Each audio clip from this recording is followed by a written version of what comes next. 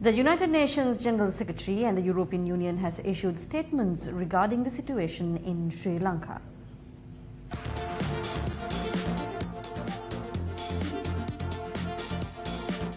The UN Secretary-General underlines the utmost importance of respecting democratic processes and institutions and resolving differences in accordance with the rule of law and due process.